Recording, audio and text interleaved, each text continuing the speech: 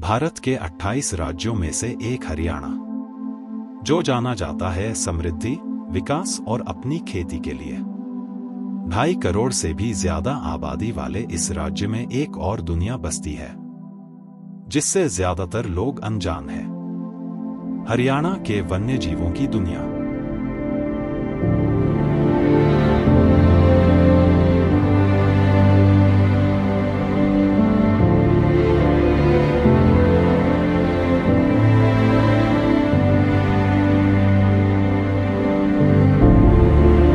तो आइए मिलते हैं वाइल्ड लाइफ ऑफ हरियाणा से।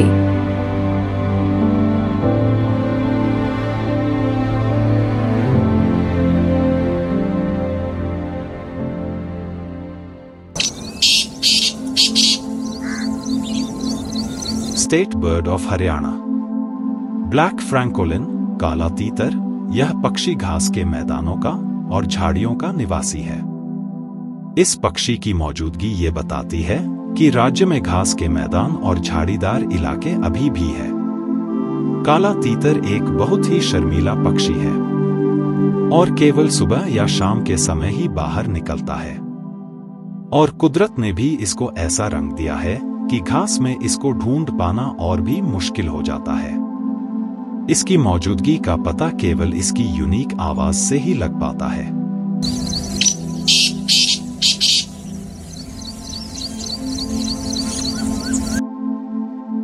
एक समय में इसके आवास स्थल यानी कि घास के मैदान पूरे राज्य में फैले हुए थे, लेकिन वर्तमान में ज्यादातर खत्म हो चुके हैं। पर इस प्रजाति ने अपना लचीलापन दिखाते हुए खेतों, नहरों और रेल की पटरियों के आसपास लगे पेड़ पौधों व झाड़ियों को अपना निवास बना लिया। इसलिए अभी भी यह प्रजाति सर्वाइव कर रही है।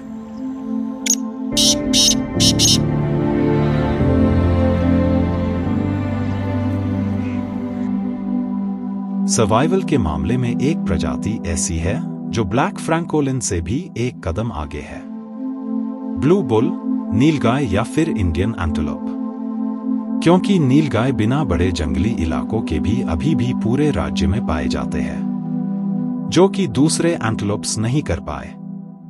एक समय था जब कई तरह के हिरण और एंटेलोप्स हरियाणा में मिलते थे, लेकिन समय के साथ ही नीलगाय के अलावा बाकी सब प्रजातियां यहां से लगभग लुप्त हो गई। लेकिन नीलगाय के बड़े बड़े झुंड अभी भी बचे हुए छोटे छोटे जंगली इलाकों और उनके आसपास के खेतों में आसानी से देखे जा सकते हैं। एक मादा नीलगाय हल्के भूरे रंग की होती है, लेकिन इसका ये नाम नर नीलगाय के रंग की वजह से पड़ा है, जो कि हल्का नीला और स्लेटी रंग का होता है।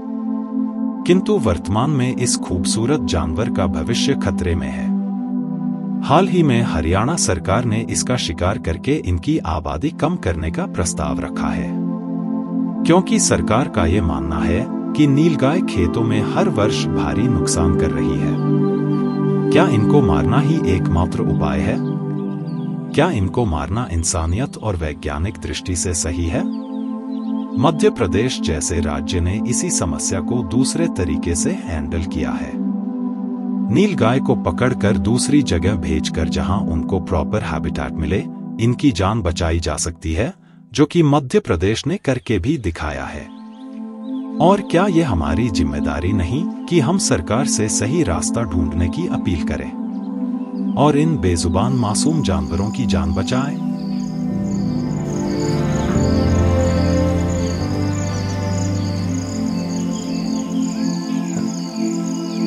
राज्य में सबसे ज्यादा पाए जाने वाला शिकारी जानवर गोल्डन जैकल यानी सियार है। जहां पर भी कोई छोटा जंगल है, वहां पर सियार जरूर मिलता है।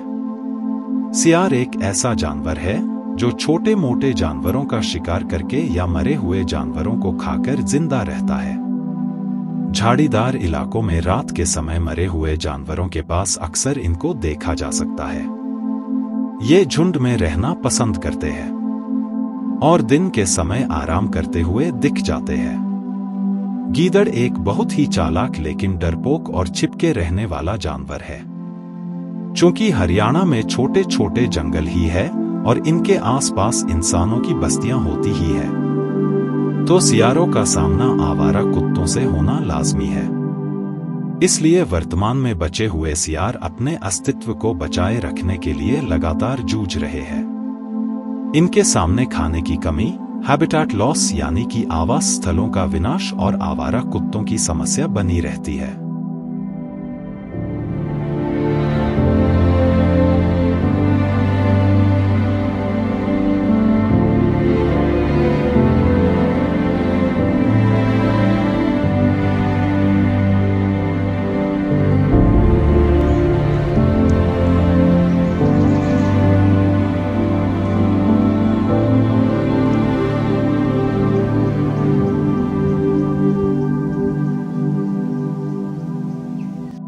नॉर्थ में कलेशा नेशनल पार्क है, जो कि हरियाणा का सबसे बड़ा जंगल है।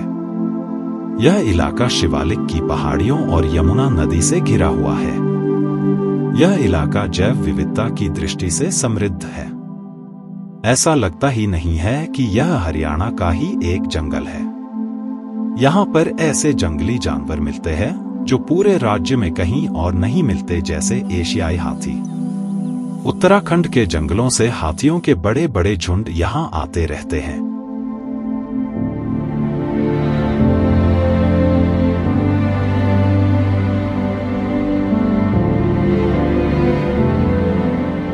और तो और टाइगर्स भी कभी कभी इस जंगल में आ जाते हैं।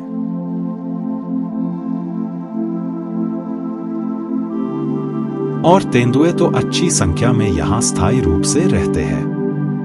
2016 में की गई रिसर्च में पता चला था कि करीब 42 तेंदुए कालेसर में रहते हैं।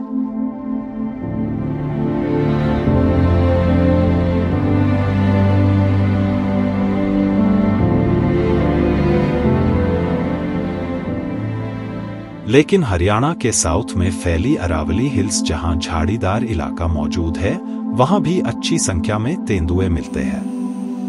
हरियाणा की अरावली हिल्स में और भी बहुत से जानवर मिलते हैं जो इतनी आसानी से नजर नहीं आते, जैसे कि स्ट्राइप्ड हाइना।